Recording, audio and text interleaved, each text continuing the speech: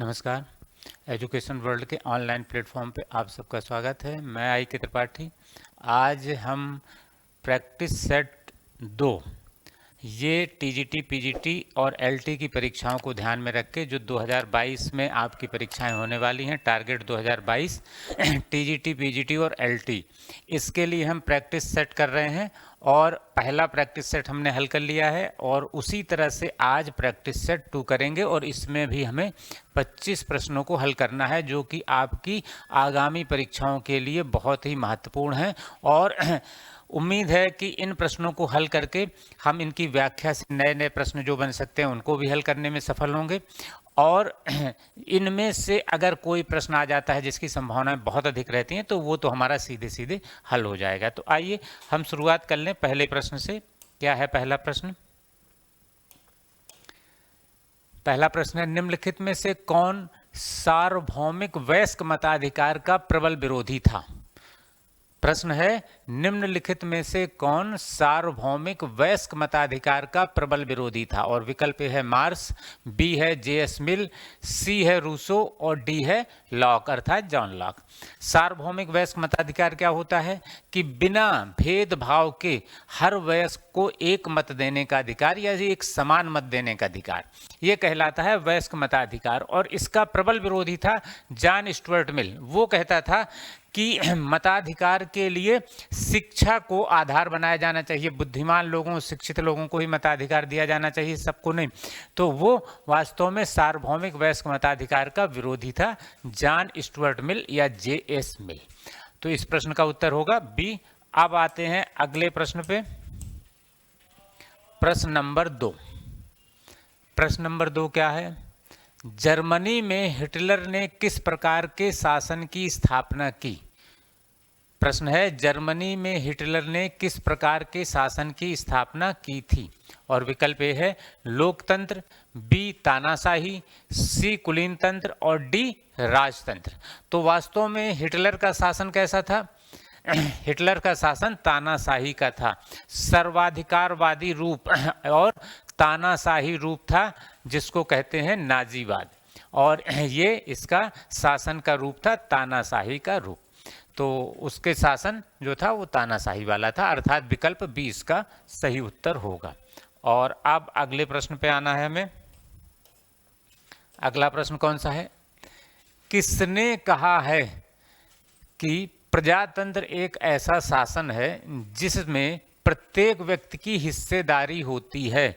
किसने कहा है कि प्रजातंत्र या लोकतंत्र एक ऐसा शासन है जिसमें प्रत्येक व्यक्ति की हिस्सेदारी होती है? और विकल्प क्या दिया है आपको? विकल्प ए है सीले, बी डायसी, सी ब्राइस और डी इनमें से कोई नहीं। तो ये स्टेटमेंट किसका है, ये आपसे पूछा गया है प्रश्न, और ये बहुत ही इंपॉर्टेंट है आपकी परीक्षाओं के लिए कि किसने ऐसा कहा है कि लोकतंत्र या प्रजातंत्र ऐसा शासन है जिसमें प्रत्येक व्यक्ति की हिस्सेदारी होती है। ये कहा था सीले ने, ये कहा था सीले ने। ये स्टेटमेंट है सीले का और आपके लिए ये बहुत ही इंपॉर्टेंट क्वेश्चन भी है। तो इस प्रश्न का उत्तर मिल गया हमें। अब अगले प्रश्न पे हम चलते हैं। प्रश्न नंबर 4। प्रश्न नंबर 4 क्या है? एक स्टेटमेंट फिर दिया है और आपसे पूछा है यह कथन किसका है? और वो स्टेटमेंट क्या है? व्यक्ति के शासन की अपेक्षा विधि का शासन अधिक अच्छा होता है। व्यक्ति के शासन की अपेक्षा विधि का शासन अधिक अच्छा होता है। ये किसने कहा है? विकल्प है डायसी, बी अरस्तु, सी मॉन्टेस्क्यू और डी बोंदा। आपको ये बताना है कि ये स्टेटमेंट किसका है, कौन कहता है कि व्यक्ति के शासन की तुलना में विधि का शासन अधिक अच्छा होता है। ये किसने कहा है? ये कहा है डायसी ने, अर्थात इसका सही उत्तर होगा डायसी।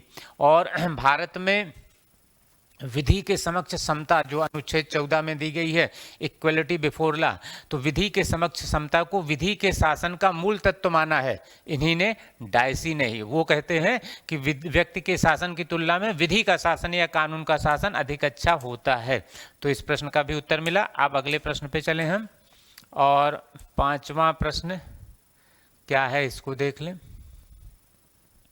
5वां प्रश्न है, समाजवाद शब्द का प्रयोग निम्नलिखित में से किसने सबसे पहले किया? समाजवाद शब्द का प्रयोग निम्नलिखित में से किसने सबसे पहले किया? आपके लिए बहुत आसान प्रश्न होगा, इसका उत्तर आप आसानी से दे सकते हैं।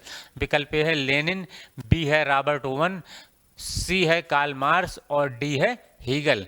ये प्रश्न आपके लिए बहुत ही आसान प्रश्न होगा हमारे अनुमान से, क्योंकि समाजवाद शब्द का प्रयोग सबसे पहले किसने किया था? रॉबर्ट ओवन ने किया था। और वैज्ञानिक समाजवाद किसका है? कार्ल मार्क्स का है। लेकिन आपसे पूछा गया है समाजवाद शब्द का प्रयोग सबसे पहले किसने किया? वो है रॉबर्ट ओवन। अब अगला प्रश्न देखें हम। अभी तक के प्रश्न बहुत तेजी से हल होते जा रहे हैं, क्योंकि ये बहुत आसान प्रश्न है, ये आपसे आसानी से बन भी जाएंगे। एक क्वेश्चन और है अगला। मैक्स वेबर, दुर्खीम और पेरेटो को राजनीति विज्ञान के किस उपागम से जोड़ा जाता है? किसको? मैक्स वेबर को, दुर्खीम को और पेरेटो को राजनीति विज्ञान के किस उपागम से जोड़ा जाता है? और विकल्प ए है दार्शनिक उपागम, बी है आर्थिक, सी है आध्यात्मिक और डी है समाजशास्त्री। वास्तव में ये सब बड़े बड़े समाजशास्त्री हैं और इनका जो अप्रोच है, इनका उपागम है, वह है समाजशास्त्री उपागम। अर्थात दुर्खीम, मैक्स वेबर, पेरेटो ये सब राजनीति विज्ञान के समाजशास्त्री उपागम से संबंध रखते हैं। और ये प्रश्न आपको देखने में भले आसान लगे, बिल्कुल फैक्चुअल लगे, लेकिन ऐसे प्रश्न परीक्षाओं में जब पूछे जाते हैं तो कभी कभी इनमें भ्रम की स्थिति उत्पन्न हो जाती है और वो गलत हो जाते हैं। तो ऐसे प्रश्नों को भी आपको ध्यान में रखना होगा। अब अगला प्रश्न देखें, और यह है फांसीवाद सर्वाधिक महत्व किसे देता है? फांसीवाद सर्वाधिक महत्व किसे देता है? और विकल्प ए है फांसीवाद सर्वाधिक महत्व किसे देता है? विकल्प ए है दल को, बी सेना को, सी राष्ट्र को और डी नेता को। तो अगर हम फांसीवाद को अच्छे से समझते हैं, और इस पे हमारी क्लास आपको मिल जाएगी हमारे ऐप पे, तो फांसीवाद को हम जब अच्छे से समझते हैं तो ये देखते हैं कि फांसीवाद सर्वाधिक महत्व किसे दे रहा है? राष्ट्र को दे रहा है। फांसीवाद राष्ट्र को सर्वाधिक महत्व देता है, बाकी अन्य चीज़ों को उतना महत्व नहीं देता है। तो जो प्रश्न है आपसे वो ये पूछा गया है कि सर्वाधिक महत्व किसे दे रहा है? राष्ट्र को दे रहा है। अब अगला प्रश्न है प्रश्न नंबर 8। 1688 की गौरवपूर्ण क्रांति का संबंध किस देश से है? ये पूछा गया है। 1688 की गौरवपूर्ण क्रांति, ग्लोरियस रिवॉल्यूशन 1688 की, इसका संबंध किस देश से है? विकल्प है A France, B England, C Germany और डी अमेरिका। ये आपसे पूछा गया है कि जो 1688 में गौरवमयी क्रांति हुई थी, इसका संबंध किस देश से है? तो इसका सही उत्तर क्या होगा? इंग्लैंड से। इंग्लैंड में 1688 में गौरवमयी क्रांति हुई और इसके द्वारा क्या किया गया? राजा के अधिकार सीमित कर दिए गए, राजा नाम मात्र का प्रमुख बचा और संसद के अधिकारों को मान्यता मिल गई। अर्थात अब संसद जो कानून बनाएगी उसी के अनुसार कार्य होगा। तो यहाँ पे इस गौरवमयी क्रांति के द्वारा राजा के अधिकारों को सीमित कर दिया गया और संसद के को सर्वाधिक महत्व मिल गया, संसद सर्वोपरि हो गई। तो इसका संबंध इंग्लैंड से। अब आइए अगले प्रश्न पे। प्रश्न नंबर 9 है साम्यवादियों की कोई पितृभूमि नहीं होती है, यह कथन किसका है? साम्यवादियों की कोई पितृभूमि नहीं होती है, यह कथन किसका है? विकल्प ए कार्ल मार्क्स का, बी लेनिन का, सी स्टालिन का और डी माओ से तुंग का। ये किसने कहा है कि साम्यवादियों की कोई पितृभूमि नहीं होती है? ये स्टेटमेंट है लेनिन का। ये स्टेटमेंट है लेनिन का कि साम्यवादियों की कोई पितृभूमि नहीं होती है। अब आए अगले प्रश्न पे।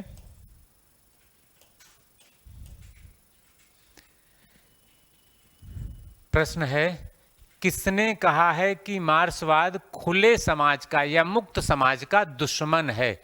किसने कहा है कि मार्क्सवाद खुले समाज या मुक्त समाज का दुश्मन है? और विकल्प ए है Karl Popper, B Lord Acton, C Laski और डी फुकुयामा। ऐसे प्रश्न जो आपको कई स्टेटमेंट हैं, ये आपको जब परीक्षा में पूछे जाते हैं तो अगर आपको स्टेटमेंट पता है तो आप उसको हल कर देते हैं, और अगर आपको क्लियर नहीं पता है, दो इस मिलते जुलते स्टेटमेंट होते हैं कई बार, और उसमें बिल्कुल इतना बारीक अंतर रहता है कि विद्यार्थी उसमें कई बार भ्रम में पड़ जाता है और वो गलत कर देता है। तो ऐसे स्टेटमेंट को आपको ध्यान में रखना होता है। मार्क्सवाद खुले समाज, या कहीं कहीं लिख दिया जाता है मुक्त समाज, दोनों एक ही चीज हो गई। मुक्त समाज का दुश्मन है, ये किसने कहा है? कार्ल पापर ने कहा है। कार्ल पापर कहता है कि मार्क्सवाद जो है ये खुले समाज का या मुक्त समाज का शत्रु है, उसका दुश्मन है। तो प्रश्न 10वें का उत्तर हुआ विकल्प ए। अब आए अगले प्रश्न पर, और अगला प्रश्न क्या है? अगला प्रश्न है, एक देश में समाजवाद, यह नारा किसने दिया? एक देश में समाजवाद, यह नारा किसने दिया? विकल्प ए लेनिन, बी स्टालिन, सी माओ और डी टीटो। ये नारा किसने दिया था? एक देश में समाजवाद, और ये नारा था स्टालिन का। स्टालिन सोवियत संघ के शासक थे और उन्होंने ये नारा दिया था एक देश में समाजवाद। तो इस प्रश्न का उत्तर आपको क्या मिलेगा? विकल्प बी स्टालिन। एक देश में समाजवाद का नारा दिया था स्टालिन ने। अब अगला प्रश्न, और ये कथन कारण का प्रश्न है। ऐसे प्रश्नों को हम किस तरह से हल करते हैं? हम कथन और कारण दोनों को पढ़ लेते हैं और ये देखते हैं कि दोनों में से केवल एक सही है या दोनों सही है। अगर केवल एक सही है तो हमारे पास में विकल्प रहता है, चुनने का आसान अवसर रहता है कि कौन सा सही है कौन सा गलत है। अगर दोनों सही हैं तो फिर क्या होता है? उसकी व्याख्या है कि नहीं है ये जानना होता है। अगर कथन का उचित कारण जो दिया है वो उसका सही कारण है तब तो व्याख्या है, अगर वह उसका कारण नहीं है उसका परिणाम है, या दोनों एक दूसरे से पूरी तरह से स्वतंत्र हैं दोनों कथन, तो फिर व्याख्या नहीं होती। तो यहाँ हम इन दोनों को पढ़ लें और ये देखें कि दोनों सत्य हैं कि केवल एक सत्य है। कथन क्या है? जॉन लॉक को आधुनिक उदारवाद का जनक कहा जाता है, ये सही है। जॉन लॉक को आधुनिक उदारवाद का जनक कहा जाता है, और कारण क्या है? जॉन लॉक या लॉक सीमित सरकार की रूपरेखा प्रस्तुत करने वाला पहला विचारक है, ये भी सही है। ये भी सही है। जॉन लॉक सीमित सरकार की रूपरेखा प्रस्तुत करने वाला पहला विचारक है, और इसी कारण उसको आधुनिक उदारवाद का जनक कहा जाता है।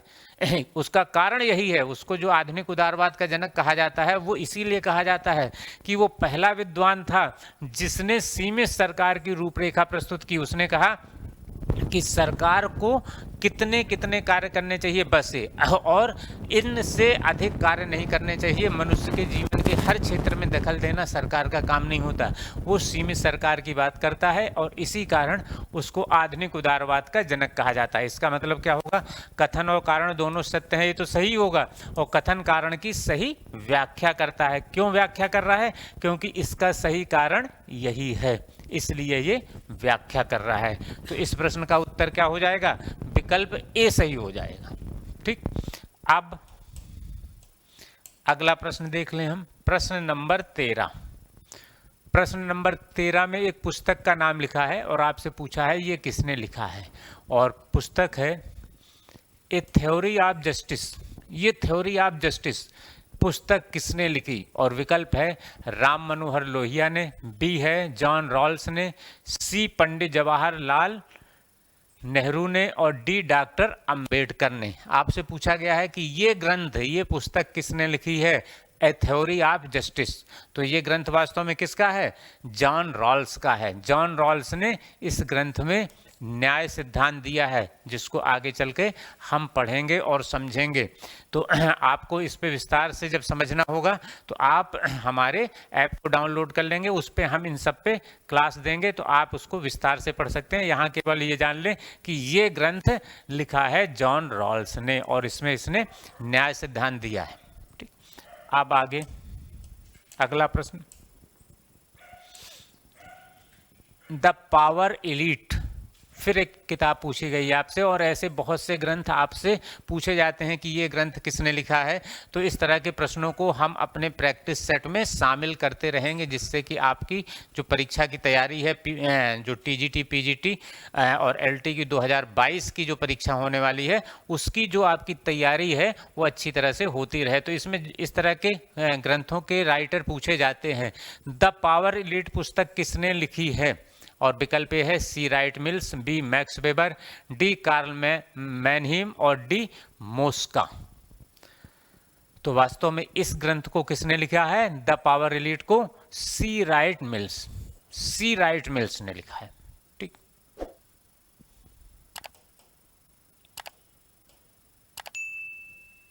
अब अगला प्रश्न, अगला प्रश्न है प्लेटो के न्याय सिद्धांत में वास्तुकार कौन है? प्लेटो के न्याय सिद्धांत में वास्तुकार कौन है? विकल्प ए है प्लेटो, बी है अरस्तु, सी है फोस्टर और डी है न्याय। और ये प्रश्न आप आसानी से बता सकते हैं। प्रश्न जो है पूरी तरह से कॉन्सेप्चुअल है। अगर आप उसके पूरी अवधारणा को, पूरे कॉन्सेप्ट को समझ लिए हैं तो आप इस प्रश्न को बहुत आसानी से उत्तर दे सकते हैं इसका। और अगर आपने उसको नहीं समझा है तो इसका उत्तर देना बहुत ही कठिन हो जाएगा आपके लिए। और इस पे प्लेटो के न्याय सिद्धांत पे हमारा वीडियो पड़ा हुआ है, हमारे ऐप पे भी है और हमारे यूट्यूब चैनल पे भी पड़ा है। आप उस पे इसको देख सकते हैं कि प्लेटो के न्याय सिद्धांत में हमने विस्तार से इसको समझाया है कि वास्तुकार कौन है। तो इसको थोड़ा सा हम समझ लें तो यहाँ पे तो आपको इस प्रश्न का उत्तर मिल जाएगा, लेकिन विस्तार से आपको इसे देखना है तो हमारे चैनल पे इसको आप देख सकते हैं, प्लेटो का न्याय सिद्धांत। वास्तव में प्लेटो क्या कहता है? प्लेटो कहता है कि मानव आत्मा के 3 लक्षण होते हैं। कौन से? एक तो इच्छा, दूसरा लक्षण होता है जो उसका भावना या मनोवेग, और तीसरा होता है ज्ञान या बुद्धि।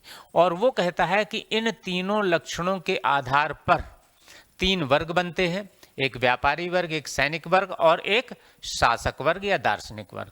और वो कहता है कि इन तीनों लक्षणों के आधार पर 3 सद्गुण उत्पन्न होते हैं। कौन कौन से सद्गुण उत्पन्न होते हैं? एक होता है संयम का, वो कहता है 3 सद्गुण उत्पन्न होते हैं, एक संयम, दूसरा साहस और तीसरा विवेक। और उसने कहा कि जब इन तीनों सद्गुणों का उचित संयोग होता है, इनका उचित संयोग होता है तो फिर क्या होता है? उचित संयोग होता है तो न्याय उत्पन्न होता है। और प्लेटो ने कहा कि ये न्याय जो है यही सर्वोच्च सद्गुण है, यही सर्वोच्च सद्गुण है। प्लेटो ने इसे सर्वोच्च सद्गुण माना है। ठीक, अब क्या स्थिति आई? फोस्टर ने क्या किया? फोस्टर ने प्लेटो के इस न्याय सिद्धांत को न्याय का रचना प्रकल्प मूलक सिद्धांत कहा। फोस्टर ने इस न्याय सिद्धांत को, जो न्याय सिद्धांत दिया है प्लेटो ने, उसको फोस्टर ने न्याय का रचना प्रकल्प मूलक सिद्धांत कहा, आर्किटेक्टोनिक थ्योरी ऑफ जस्टिस कहा। अर्थात उसने कहा कि इसमें एक आर्किटेक्ट होता है जो कि जैसे आर्किटेक्ट क्या करता है? एक मकान का निर्माण करता है। और कैसे करता है? जितने रॉ मटेरियल्स हैं, अर्थात ईंट, सरिया, गारा और खिड़की, दरवाजे, सबका उचित स्थान पर संयोजन करता है और उचित स्थान पर संयोजन करके वो एक सुंदर मकान बना देता है। तो फोस्टर कहता है कि उसी तरह से न्याय जो है वो आर्किटेक्ट की तरह है, वास्तुकार की तरह है। फोस्टर क्या कहता है कि ये न्याय जो है ये वास्तव में वास्तुकार या आर्किटेक्ट की तरह है, जो संयम, साहस और विवेक, इन तीनों का उचित संयोग करके समाज को आदर्श समाज या आदर्श राज्य बना देता है। तो वास्तव में न्याय को वास्तुकार माना गया है। वास्तुकार कौन है? ये है न्याय। न्याय को वास्तुकार माना गया। और किसने माना? फोस्टर ने माना।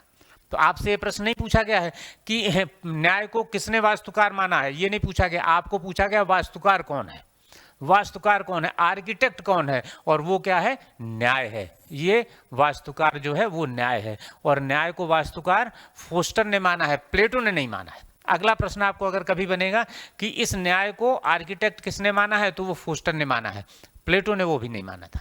तो इस तरह से इसका सही उत्तर क्या होगा? वास्तुकार कौन है? न्याय वास्तुकार है। अब आते हैं अगले प्रश्न पे। जिन प्रश्नों में कॉन्सेप्ट रहेगा वहां पे हम आपको समझाते चलेंगे, और जहां फैक्ट है तो फैक्ट के प्रश्न तो सीधे सीधे होते हैं, उसको हम हल करते हुए आगे बढ़ते चलेंगे। तो अब आइए अगले प्रश्न पे। अरस्तु ने राज्य के विकास का वर्णन करने के लिए जिस पद्धति का प्रयोग किया वह थी। अरस्तु ने राज्य के विकास का वर्णन करने के लिए जिस पद्धति का प्रयोग किया वह कौन सी थी? विकल्प ए तुलनात्मक पद्धति, बी निगमनात्मक पद्धति, सी मनोवैज्ञानिक पद्धति और डी सोद्देश्यपरक पद्धति। आपको ये बताना है कि अरस्तु ने राज्य के विकास के लिए जिस पद्धति का प्रयोग किया वो इनमें से कौन सी थी। तो वास्तव में अरस्तु क्या कहता है? वो कहता है कि हम संपूर्ण को जानकर ही उसके अंग को जान सकते हैं। वो कहता है जब हम संपूर्ण को जान लेंगे तभी उसके एक भाग को जान सकते हैं। और ये इस तरह से उसने राज्य के विकास का अध्ययन किया। उसने कहा कि राज्य संपूर्ण है और व्यक्ति उसका एक अंग है, तो जब हम संपूर्ण को जान लेंगे तभी हम उसके एक अंग को जान सकते हैं। तो इस तरह की जो पद्धति कहलाती है वो कहलाती है सोद्देश्यपरक पद्धति। ये पद्धति होती है सोद्देश्यपरक पद्धति। तो अरस्तु ने राज्य के विकास का वर्णन करने के लिए इसी पद्धति का प्रयोग किया है, सोद्देश्यपरक पद्धति। इसीलिए उसने कहा है कि राज्य व्यक्ति से पहले है, क्योंकि राज्य संपूर्ण है। जब संपूर्ण होगा, संपूर्ण को हम जान लेंगे तो फिर उसके अंग के रूप में व्यक्ति को जान सकते हैं। तो आपका जो प्रश्न है उस प्रश्न का सही आंसर क्या है? सोद्देश्य परक पद्धति। अब आइए अगले प्रश्न पे,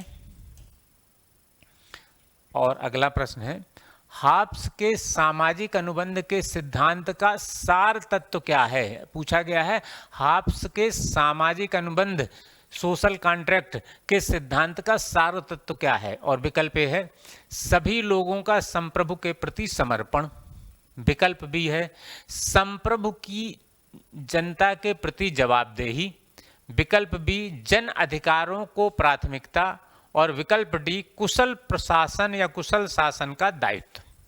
तो वास्तव में हाब्स का जो सोशल कॉन्ट्रैक्ट थ्योरी है उसको हम जब अच्छी तरह से समझ लेंगे तो ये प्रश्न बहुत ही आसान हो जाता है, लेकिन यहाँ उसको हम आपको संक्षेप में समझा देंगे कि वो वास्तव में किस तरह का उसका सामाजिक समझौते का सिद्धांत था जिसके द्वारा उसने राज्य की उत्पत्ति को माना कि राज्य की उत्पत्ति हुई।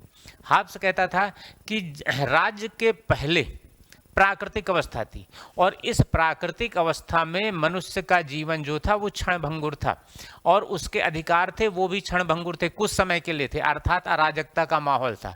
मनुष्य का जीवन पूरी तरह से एकाकी था, अकेला था, जहाँ जो मिला उसने खा लिया, जो मिला जैसे हुआ वैसे पड़ा है। उसके अधिकार तब तक हैं जब तक दूसरा उन अधिकारों को छीन नहीं लेता। जैसे कि बहुत से जानवरों में हम वर्तमान समय में स्थिति देखते हैं, कुछ इसी तरह की स्थिति की कल्पना हाब्स ने की थी प्राकृतिक अवस्था के मानव के लिए।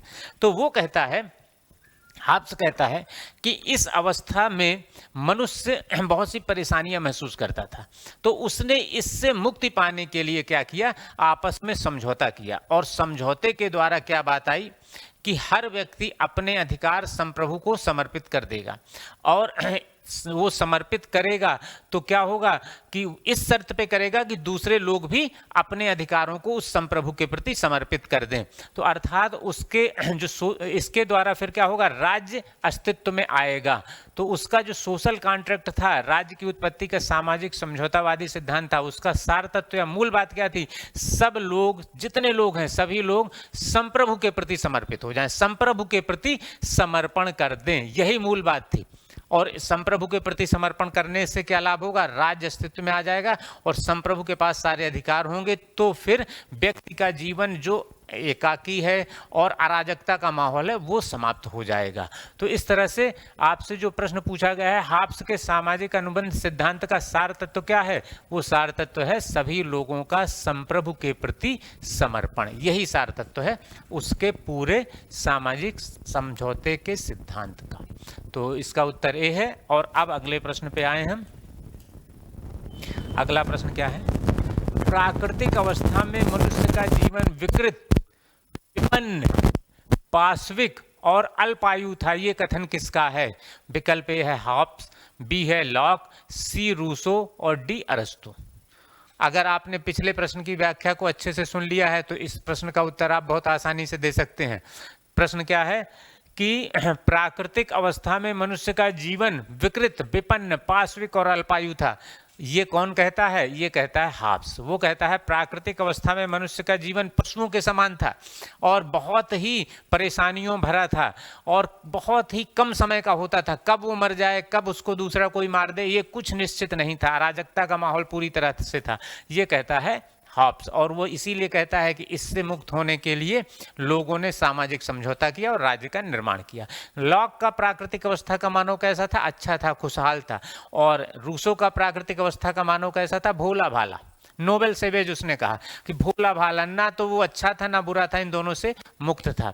तो और अरस्तु ने तो प्राकृतिक अवस्था का उल्लेख ही नहीं किया। इन तीनों ने प्राकृतिक अवस्था का उल्लेख किया, लेकिन अरस्तु ने ऐसी किसी अवस्था का उल्लेख नहीं किया। तो इसका मनुष्य जो है प्राकृतिक अवस्था का, वो बहुत ही परेशान है, पशु के समान है, और इसका बहुत ही अच्छा है, और इसका अच्छे और बुरे दोनों से ही मुक्त है, दोनों से ऊपर है। तो इसका सही उत्तर क्या मिला आपको? विकल्प ए। अब आए अगले प्रश्न पे। अगला प्रश्न है, रूसो के सामाजिक समझौते के बारे में क्या सत्य है? रूसो के सामाजिक समझौते के बारे में क्या सत्य है? और 4 विकल्प आपको दिए गए हैं। आपको ये बताना है कि रूसो का जो सामाजिक समझौते का सिद्धांत है, इसमें क्या सत्य है। विकल्प ए है, मनुष्य प्राकृतिक स्वतंत्रता प्राप्त करता है। बी, मनुष्य धार्मिक स्वतंत्रता प्राप्त करता है। सी, मनुष्य नागरिक स्वतंत्रता प्राप्त करता है। और डी, मनुष्य नैतिक स्वतंत्रता खो देता है। तो वास्तव में रूसो कहता है कि प्राकृतिक अवस्था जो थी उसमें मनुष्य भोला भाला था, लेकिन बहुत सी कठिनाइयां आती थीं। तो क्या था कि सामाजिक समझौता जब हुआ तो राज्य अस्तित्व में आ गया। राज्य अस्तित्व में आने से क्या हुआ? मनुष्य को नागरिक स्वतंत्रता प्राप्त हो गई।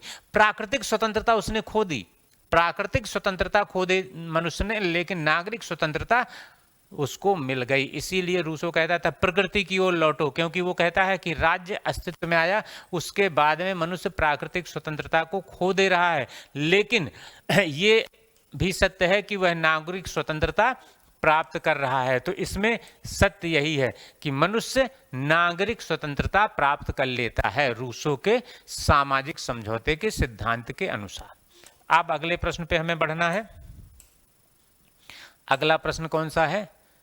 20वां। निम्न विचारकों में से किसने मनुष्य को भोला भाला जंगली कहा है? किसने मनुष्य को भोला भाला जंगली कहा है? विकल्प A Hobbes, B Locke, C Rousseau, D इनमें से किसी ने नहीं।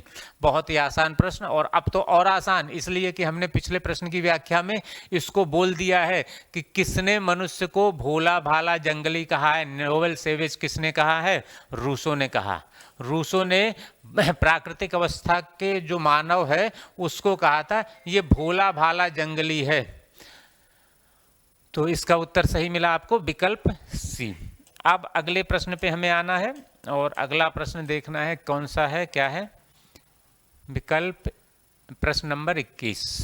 कौन एथेंस से कैलिसिस इसलिए भाग गया था कि एथेंस वासी दर्शन शास्त्र या दर्शन के विरुद्ध दूसरा अपराध न कर दें। एथेंसवादी दर्शन के विरुद्ध दूसरा अपराध न कर दें, इसलिए कौन ऐसा था जो एथेंस से भाग गया था और कैलिसिस चला गया था? विकल्प सुकरात, बी प्लेटो, सी अरस्तु, डी इनमें से कोई नहीं। वास्तव में आप जानते होंगे कि एथेंस में सुकरात को मृत्युदंड दिया गया था और उसको 399 ईसा पूर्व में जहर का प्याला पीने को मजबूर कर दिया गया था, और इससे दर्शन के विरुद्ध पहला अपराध कहा गया था और किसी दार्शनिक की पहली हत्या माना गया था। सुकरात को जो मृत्युदंड दिया गया वो किसी दार्शनिक की पहली हत्या मानी गई थी। और फिर उसका परिणाम क्या हुआ? उसके शिष्य प्लेटो ने शासक बनने का सपना त्याग दिया और आदर्श राज्य की स्थापना के लिए अपना पूरा जीवन लगा दिया।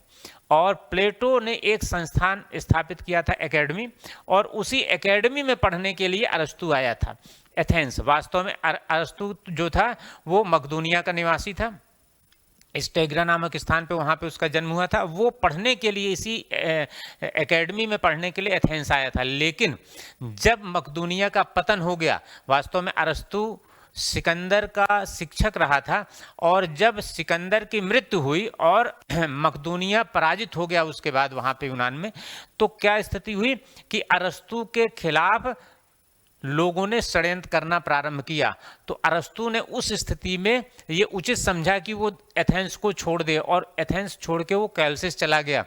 और जाते समय उसने एक बात कही थी कि मैं एथेंस वासियों को दर्शन के विरुद्ध दूसरी बार अपराध का अवसर नहीं दूंगा। मैं ऐसा मौका एथेंस वादियों को दूसरी बार नहीं दूंगा कि वे दर्शन के विरुद्ध अपराध कर सकें, ये उसने जाते हुए कहा था।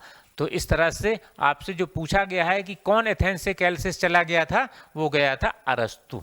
अरस्तु एथेंस से कैलसिस गया था, और इसीलिए गया था कि दूसरी बार किसी दर्शन या दार्शनिक की हत्या ना कर सके एथेंसवादी, और वो कह के गया था।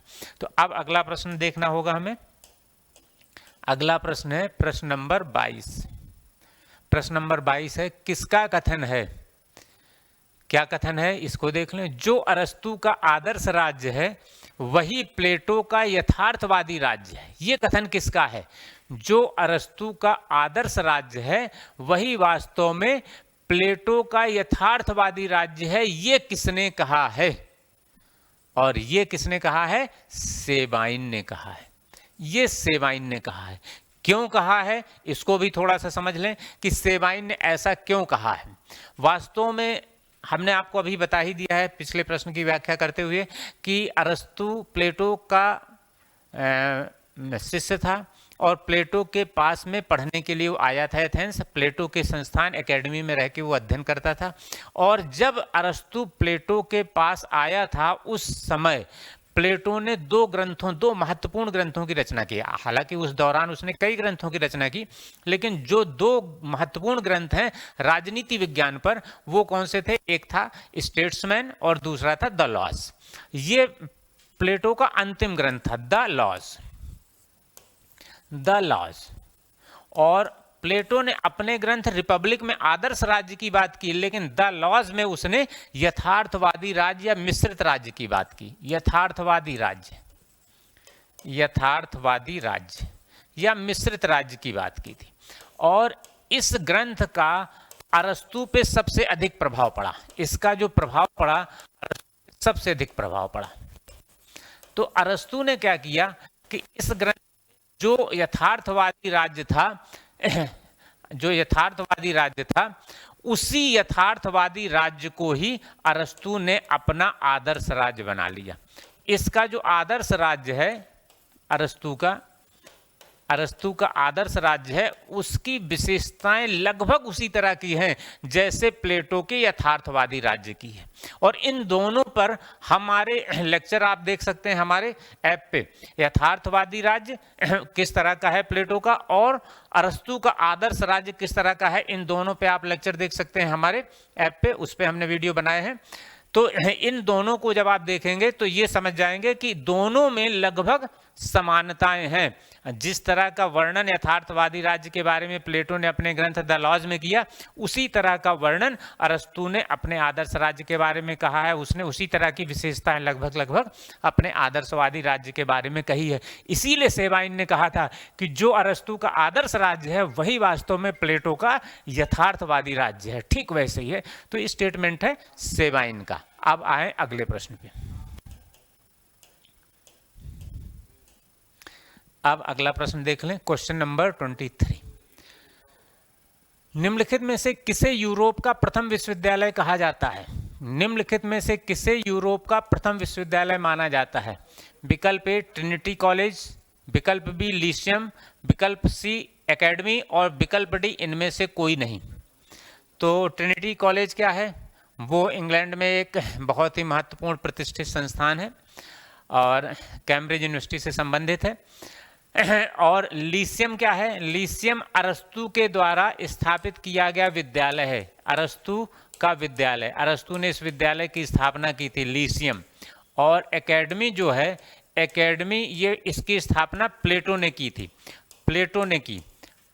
और इसी एकेडमी को ही यूरोप का पहला विश्वविद्यालय माना जाता है। पहला विश्वविद्यालय होने का गौरव इसी एकेडमी को प्राप्त है। और यही आपसे प्रश्न पूछा गया है, किसे यूरोप का प्रथम विश्वविद्यालय माना जाता है? एकेडमी को माना जाता है। अब आए अगले प्रश्न पे। अगला प्रश्न, प्रश्न नंबर 24। किसने कहा कि रूसो का संप्रभु हाब्स का लेवियाथन है जिसका सिर कटा हुआ है?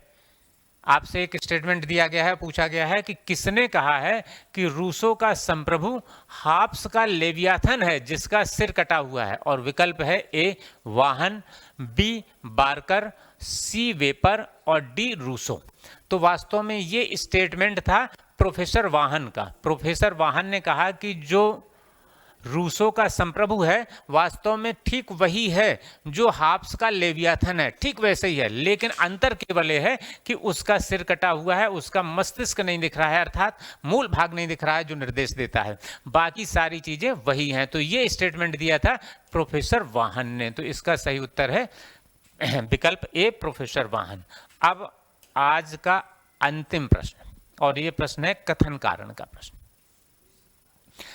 कथन क्या है इसको देख लें। कथन है कौटिल्य का शासक, कौटिल्य मजबूत शासक की आवश्यकता पर बल देता है। ये कथन है, कौटिल्य मजबूत शासक की आवश्यकता पर बल देता है। और कारण क्या है? उसे समाज में अराजकता के खतरे तथा व्यवस्था स्थापित करने की अनिवार्यता का उत्कृष्ट बोध था। वास्तव में कौटिल्य का जो राज्य सिद्धांत है, जब उसको हम पढ़ते हैं तो क्या देखते हैं कि उसने एक ऐसे शासक की कल्पना की है जो निरंकुश है और बहुत ही मजबूत है। अर्थात ये स्टेटमेंट सही है, कौटिल्य मजबूत शासक की कल्पना करता है, मजबूत शासक की आवश्यकता पे बल दे रहा है।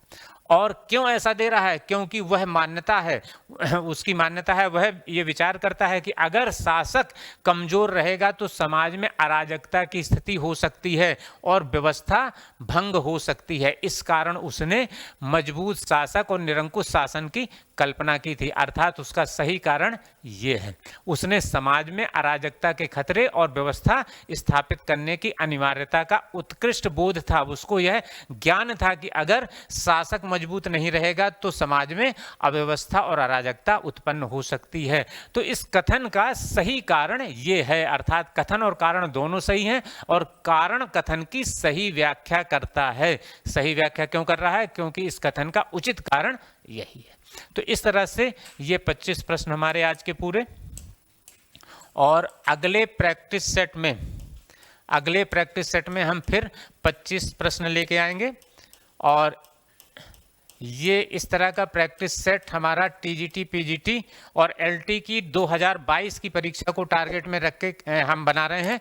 तो इस पे अगला प्रैक्टिस सेट होगा, प्रैक्टिस सेट 3rd, और फिर वो क्रम से इसी तरह से आगे बढ़ता चला जाएगा। तो आपको ये क्लास कैसी लगी आप कमेंट करके अवश्य लिखिएगा और इसको अधिक से अधिक लोगों को शेयर अवश्य कीजिएगा। Thank you.